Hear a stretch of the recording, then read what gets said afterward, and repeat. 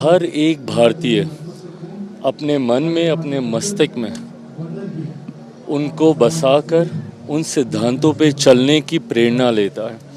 मुझे लगता है डॉक्टर बाबा साहेब भीमराव अंबेडकर जी एक ऐसा नाम है जिन्होंने न सिर्फ हमारे संविधान को बनाने का काम किया, बल्कि उनके सिद्धांतों की वजह से ही आज हमारे देश के ऐसे वर्ग के लोग मुख्य धारा के साथ जुड़ने की सोच रख पाए जिनको लंबे समय तक हाशिए पे रखा गया था। छुआछूत हो, अलग अलग किस्म के डिस्क्रिमिनेशंस हों, जिस तरीके से डॉक्टर बाबा साहेब भीमराव अंबेडकर जी ने न सिर्फ उन डिस्क्रिमिनेशंस को हटाने की पहल की, बल्कि उनको मुख्य धारा के साथ जोड़ने के लिए उन्होंने संविधान में वो प्रावधान भी बनाने का कार्य किया। मुझे लगता है जिसकी वजह से मेरे जैसे लोग आज की तारीख में ना सिर्फ सांसद हैं बल्कि केंद्रीय मंत्रिमंडल में प्रतिनिधित्व भी करते हैं। मुझे लगता है ये वो विचार है जिसको हम सबको अपनाना चाहिए। समाज में किसी भी किस्म के भेदभाव को हटाते हुए हर व्यक्ति से भारतीय होने की सोच के साथ आगे बढ़े, यही बाबा साहब भी चाहते थे। और उनकी ही सोच और विचारधारा के साथ मेरे नेता, मेरे पिता आदरणीय रामविलास पासवान जी ने भी 5 दशक से ज़्यादा अपने राजनीतिक जीवन में उनकी विचारधारा को आगे बढ़ाने का काम किया। और आज उसी सोच, उसी आइडियोलॉजी के साथ मेरी पार्टी लोक जनशक्ति पार्टी रामविलास भी आगे बढ़ने का काम कर रही है। क्या कहेंगे आप? मुंबई में है लेकिन बिहार में राजनीति गरमाई हुई है। आरजेडी के नेता कह रहे हैं, जो सीएम नैनी के बयान पे सम्राट जी के नेतृत्व में बीजेपी चुनाव लड़ेगी और उनका वैसा ही हाल किया जाएगा जैसे महाराष्ट्र में शिंदे का किया गया है। नीतीश का हाल वैसा किया विपक्ष के पास कोई मुद्दा नहीं बचा ना, दिक्कत यही है। अपने घर की कला तो संभाल लें, छोड़ दीजिए ना हमारे ऊपर। एनडीए पे छोड़ दीजिए किसके साथ क्या करना है, नहीं करना है। कम से कम आज की तारीख में एनडीए के 5 दल एकजुट तो हैं। भले वो हमारे गृह मंत्री बिहार आते हों या प्रधानमंत्री बिहार आते हों और निरंतरता में आते हैं, 5 दल एक साथ दिखते हैं। बट वहीं मुझे विपक्ष बता दीजिए, मुझे नहीं पता ये इंडी अलायंस है, महागठबंधन है, यूपीए, जो भी है इनके अलायंस है ना, जिस तरीके से एक वर्चस्व की लड़ाई कांग्रेस और राजद के बीच में देखने को मिल रही है, ये अपने में दर्शाता है कि आज की तारीख में शायद, मुझे नहीं लगता कि चुनाव आते आते तक राजद और कांग्रेस एक साथ रहेंगे। कांग्रेस ने अपने आप को, अपने फुटप्रिंट्स को स्ट्रॉन्ग करने का प्रयास शुरू कर दिया, चेहरा भी दिया है, नेतृत्व भी दिया है और ऐसे लोगों को अपने साथ जोड़ने का काम कर रहे हैं जिनको शायद राजद तो कतई पसंद नहीं करती। उनकी पार्टी में एक नेता आए हैं जिन्होंने भारत के टुकड़े करने के नारे लगाए थे। उनकी पार्टी में एक ऐसे नेता भी आ रहे हैं जिनको यादव और ख़ास तौर पे यादवों की राजनीति करने वाली पार्टी शायद पसंद नहीं करती। ऐसे में कांग्रेस के ये स्ट्रॉन्ग फुटप्रिंट्स दर्शाते हैं कि शायद महागठबंधन में ही सब कुछ ठीक नहीं है। तो हमारी चिंता तो बाद में करें, पहले अपना गठबंधन संभालें।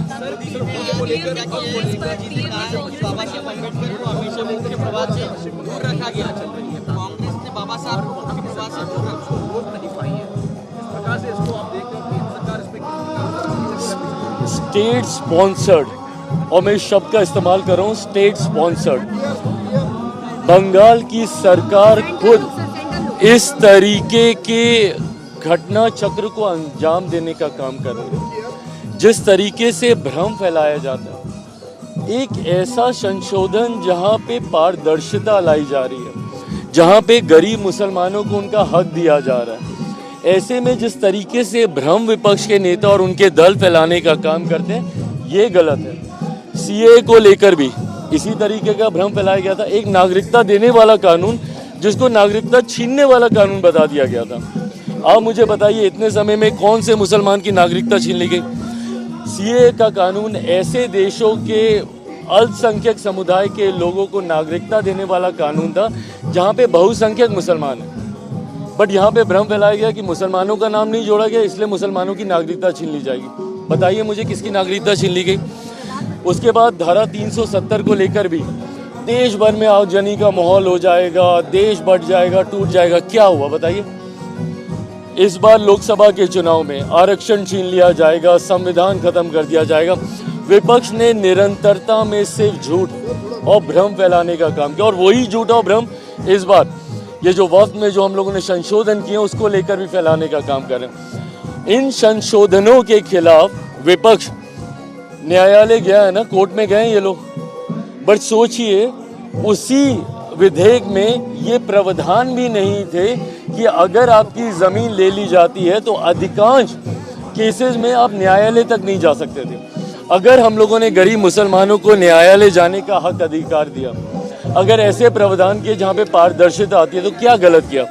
ट्रिपल तलाक को लेकर भी इसी तरीके का भ्रम फैलाया गया था।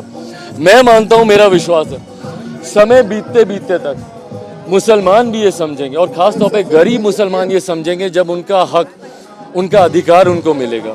और हाथ कंगन को आरसी क्या 6-7 महीने में बिहार में चुनाव है, अपने आप पता चल जाएगा कि मुसलमान किन के साथ हैं। सर, मेहुल चौकसी को भी जो है बेल्जियम से अरेस्ट किया गया है, कैसे देखते हैं सर मेहुल चौकसी जिस तरीके से उसने घोटाला किया है? एक के बाद एक, और ये हमारे प्रधानमंत्री जी की इच्छा शक्ति ही है कि 26/11 के आतंकी हों या मेहुल चौकसी जैसे लोग हों, हर किसी को पकड़कर सज़ा और उन पीड़ितों को न्याय दिलाने का काम हमारी सरकार कर रही है, जिन्होंने अपनों और अपने साथ प्रताड़ना झेलने का काम किया। सर, बिहार में महाकुंभ को लेकर जो है बड़ी चर्चा चल रही है। बुद्ध भिक्षुओं का मांग है कि वो बुद्ध भिक्षु को दिया जाए, कैसे देखते हैं इस पर, आपकी पार्टी का क्या भूमिका रहेगी? नहीं, बिल्कुल मैं मानता हूँ इस बात को और मुझे लगता है कि इस पर एक विस्तृत चर्चा होनी चाहिए और जितने भी स्टेक होल्डर्स इन्वॉल्व हैं, हर किसी की राय सुनी जानी चाहिए और अगर उनकी ऐसी मांग है तो ज़रूर उनकी इस मांग को पूरा किया जाना चाहिए। लेकिन क्या पार्टी की भूमिका आप बिहार के मंच में, मतलब बिहार के प्रचार के दौरान ये रहेगा आपके घोषणा पत्र में कि महाबोधि महाबिहार जो है वो बहुत? देखिए, मैं ये मानता हूँ राजनीतिक दलों को धार्मिक विषयों में हस्तक्षेप नहीं करना चाहिए, बट अगर एडमिनिस्ट्रेशन से जुड़ा हुआ विषय तो ज़रूर, अगर हमारे इंटरवेंशन से अगर उनकी समस्या का समाधान होता है ज़रूर, बट अदरवाइज मैं मानता हूँ राजनीतिक दलों को और राजनेताओं को धार्मिक विषयों में हस्तक्षेप नहीं करना चाहिए। एट द सेम टाइम धार्मिक संस्थानों को भी राजनीतिक पक्षपात नहीं करना चाहिए, ये मैं मानता हूँ। मोदी जी आज कहते हैं कि डॉक्टर बाबा साहब अम्बेडकर जो है उनको मुख्य प्रवाह से कांग्रेस ने जो है वो दूर रखा था। बिल्कुल, और प्रत्यक्ष को प्रमाण की जरूरत नहीं है। जिस तरीके से बाबा साहेब को कांग्रेस ने हराने का काम किया, जिस तरीके से बाबा साहेब जिन्होंने संविधान का निर्माण किया, संविधान के रचयिता, मेरे जैसे 3rd time member of parliament के लिए ये कल्पना करना भी असंभव है कि जिन्होंने संविधान को रचा उनको सेंट्रल हॉल, भारत की संसद में उनकी एक प्रतिमा तक नहीं थी, उनकी एक तस्वीर तक नहीं थी, जबकि इन्हीं कांग्रेस की सरकार में इन्हीं की पार्टी के एक ही परिवार के 3 नेताओं का तैलचित्र उस सेंट्रल हॉल में लगा हुआ था। संविधान के रचयिता की एक तस्वीर नहीं थी। बाबा साहेब की पहली बार प्रतिमा 89 में लगी, जब मेरे नेता, मेरे पिता आदरणीय रामविलास पासवान जी श्रम एवं कल्याण मंत्री थे वीपी सिंह जी की सरकार में, उस वक्त लगी। उस वक्त इनको भारत रत्न दिया गया और आज 14 अप्रैल को हम लोग जब छुट्टी मनाते हैं उस वक्त इसकी घोषणा की गई। कांग्रेस ने सिर्फ तिरस्कार करने का काम किया। आज ये लोग जो किताब लहराते हैं संविधान को दिखाने वाली, उस संविधान के रचयिता लोग, तिरस्कार करने का कार्य कांग्रेस ने किया। सही मायनों में अगर बाबा साहेब को किसी ने सम्मान दिया तो आज की एनडीए की सरकार और मेरे प्रधानमंत्री आदरणीय नरेंद्र मोदी जी ना सिर्फ बाबा साहेब से जुड़े हुए पंच तीर्थों को विकसित करने का काम किया। चैत्य भूमि यहाँ पे है, दीक्षा भूमि है, लंदन जहाँ पे उन्होंने शिक्षा हासिल की, मऊ जहाँ पे उनका जन्म, इन तमाम जगहों को, अलीपुर दिल्ली में जहाँ पे उनका निवास था, इन तमाम जगहों को विकसित करके सम्मान देने का काम बाबा साहेब को अगर किसी ने किया है तो मौजूदा सरकार और मेरे प्रधानमंत्री आदरणीय नरेंद्र मोदी जी ने किया। Thank you.